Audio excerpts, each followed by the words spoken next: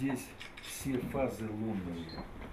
Народный умелец из Новокубанска свое вдохновение черпал из религии мусульман. За основу он взял символ ислама – полумесяц. Амулет рассказывает о том, как полумесяц превращается в полную луну. Это параллель с жизнью восточных женщин, которые, набираясь мудрости, с годами становятся только прекраснее. В украшении слились, казалось бы, несовместимые материи. Кость бивня мамонта, белое золото и изумруды. Изумруды – это цвет знамени ислама. Кость, когда человек носит. Вот раньше воины носили на прикладах, на рукоятках ножей. К ним не подходит по-русски сатана, а по-вашему шайтан. Над амулетом автор работал 9 месяцев и назвал его «Молитва». Любченко посвящает свои работы мусульманкам. Так, в 2001-м ювелир передал в Саудовскую Аравию эксклюзивную работу «Камень мира», которая хранится в Музее Королевства.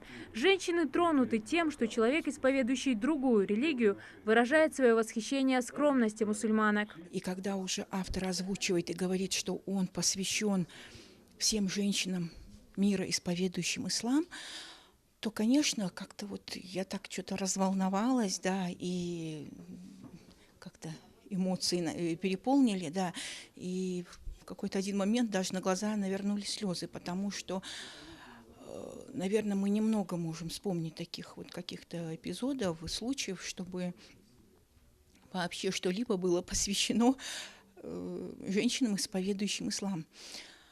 Мы, наверное, в этом плане как бы не избалованы. Все женщины-ингушки, наверное, хотели бы иметь у себя такой дорогой комплект, но, к сожалению, такие предметы, шедевры, делаются в единственном экземпляре. На открытие выставки пришли и коллеги Любченко, ингушские ювелиры. Магомед Мурзабеков – художник по ювелирным предметам со внушительным стажем. Экспонат мастеру понравился. Однако Мурзабеков уверен, что амулеты не имеют отношения к религии и советует художнику преподносить эту работу как украшение. Сделано очень аккуратно, хорошо, необычно, но моя точка зрения, что вот автор говорит, что там изложено все по Корану, что я думаю, считаю, что там нет такого ничего. А так сделано кальяно, сделано аккуратно, симпатично. Амулет «Молитва» по задумке автора – символ объединения мусульманского и христианского мира.